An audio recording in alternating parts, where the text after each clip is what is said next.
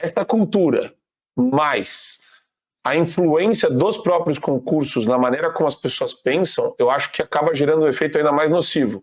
Por exemplo, professores de concurso falando sobre a vedação, princípio do não cliquê. Eles vão inventando um monte de princípio no meio do caminho. Vedação ao retrocesso em matéria de direitos humanos. Aí tem vedação ao retrocesso em matéria de direitos ambientais. Eles vão incutindo tudo que a gente vai criticando ao longo dos anos a respeito de direitos humanos, multiculturalismo, eles vão insertando essas questões nos concursos, e quando a pessoa passa no concurso ou quando ela está se preparando, ela já vai se aculturando para uma visão também de esquerda. Isso me causa um estarrecimento, muitas vezes. Sim, sem dúvida.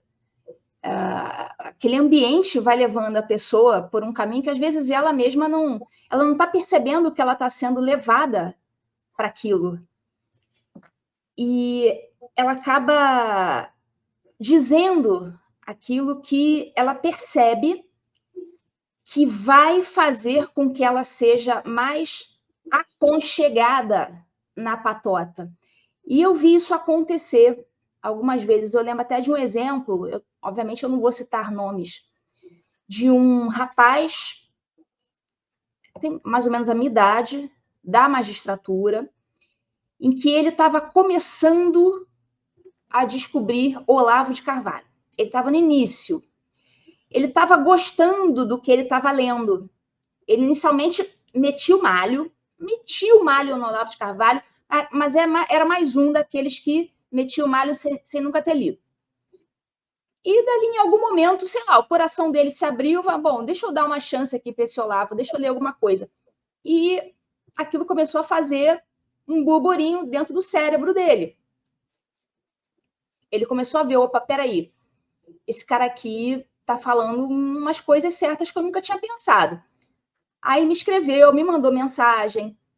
Ô, Lúdio, comecei a ler o Olavo, tô gostando do que eu tô lendo, tô aprendendo aqui um monte de coisa que eu nunca tinha pensado, não sei o quê.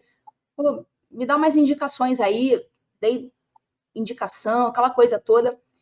E tempos depois, pouco tempo depois, eu o vi novamente xingando Olavo de Carvalho e um grupo de magistrados. Eu nunca vou esquecer esse episódio, porque é o exemplo daquilo que você estava falando ainda há pouco, da necessidade de pertencer à patota, de ser aceito pela patota, ainda que seja jogando o nome de uma pessoa, a reputação de uma pessoa, no caso o professor Olavo, jogando no fogo, uma pessoa que você já estava percebendo que não era aquilo que as outras pessoas diziam, mas para você ser aceito naquela patota, no caso a patota dos juízes, você precisava jogar o nome daquele sujeito no fogo para você ser aceito. Isso, eu lembro assim disso com tanta clareza, e na hora eu pensei, poxa, mas na hora dá aquele bug na nossa cabeça, pô, mas ele falou comigo tem 2 semanas, que ele estava gostando do que ele estava lendo, que ele me pediu indicação e eu dei.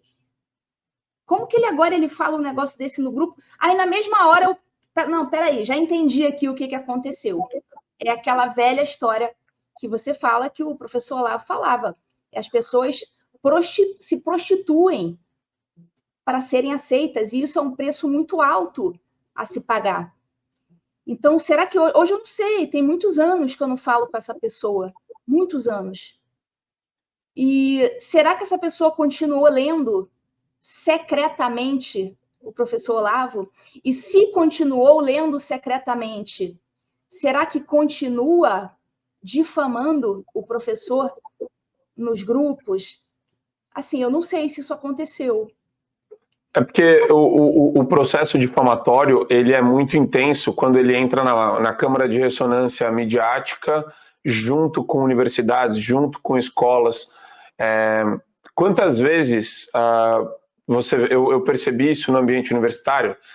E você também, você ministrava aula, Ludmila, ao longo da sua carreira como magistrada? Você dava aula para universidades?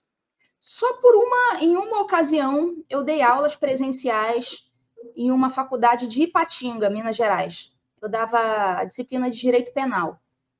A disciplina de Direito Penal. O que era muito comum para mim? Eu era professor de constitucional, mas eu fui meio que um coringão. Já dei aula de administrativo, tributário. Quando você entra em algumas faculdades, eles te usam como coringa. E era muito engraçado, porque algumas teses extremamente absurdas, elas tinham uma força com o alunado muito intensa. Então, você chegava e falava de infanticídio da tribo Yanomami, né? Então, o bebê nascia na lua errada, ou era filho de mãe solteira, ou nascia de um jeito que, enfim, eles consideravam que ia trazer mau agouro lá para a tribo. Enterravam o bebê vivo. E daí você fazia o seminário em sala de aula e a quantidade de alunos que repetiam o que os outros 95% dos professores falavam para eles, que no multiculturalismo você tem que defender todas as culturas como iguais, porque caso contrário você é etnocêntrico, você é xenófobo, você carrega vários preconceitos inadequados e que deviam ser objetos de reflexão. Mas você sentia essa resistência também? Porque hoje eu olho a comunicação como uma das trincheiras mais importantes da guerra cultural. Eu acho que as universidades elas podem vir a reboque. Ou você acha que no Brasil a gente tem que começar um processo de reestruturação da base no ambiente universitário e escolar? Porque é muito difícil. Uhum. O que você está falando é da ocupação de espaços. Respondendo a tua pergunta, se eu percebia esse problema na faculdade, quando eu dei aula, não. Eu dava aula de direito penal, penal geral, né, penal 1, e simplesmente eu me limitava a ensinar direito penal.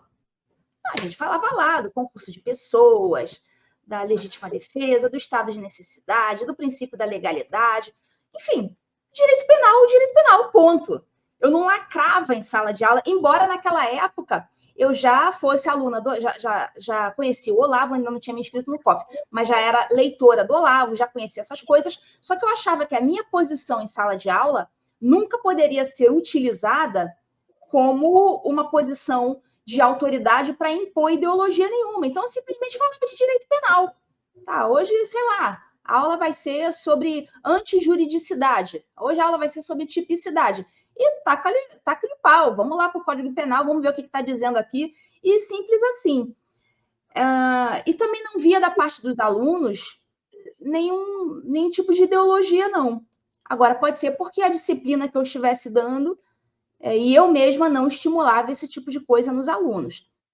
Agora, certas disciplinas, como por exemplo o direito constitucional, pode dar margem para que um professor mais ideologizado, mais woke, ele queira se utilizar da sua autoridade, o que isso é o verdadeiro abuso de autoridade. O professor na sala, ele é uma autoridade, ele tem a prerrogativa ali de falar e ser ouvido. Então, assim, é praticamente criminoso, no mínimo muito imoral, o professor se utilizar da sua posição em sala de aula para ideologizar aluno. Então, eu sempre falo para os meus alunos, olha, vocês precisam ocupar os espaços, porque não para ideologizar os outros. Você fala, mas você está falando ideologia ao contrário. Eu não falava ideologia nenhuma em sala de aula, discutia ali o direito penal, olhava o que estava no Código Penal, ensinava a doutrina penal, e era isso que eu fazia. Você não está ali para ideologizar ninguém. Então, os espaços precisam ser ocupados, inclusive esses espaços da universidade, pelo pessoal que não é o esquerdista alucinado, não para ideologizar ao contrário, mas para não ideologizar e simplesmente dar a aula e deixar as pessoas com os seus pensamentos políticos formarem seus pensamentos por si mesmos. Então, essa ocupação de espaço, que eu acho que é necessária, não é para desinfetar o esquerdismo dando uma ideologia contrária. Não, é simplesmente para fazer o papel do professor e não o do ideólogo doutrinador. Para você ter acesso ao conteúdo integral do Fio Diário, é fundamental que você assine agora a plataforma e aproveite as condições que a gente tem promocionais para você ter todos os acessos aos programas. Adrilho sobre tudo, Marco Antônio em Direita, Além do Ponto G, entrevistas com personalidades nacionais e internacionais, óbvio, Show da Manhã e várias outras atrações do Fio Diário.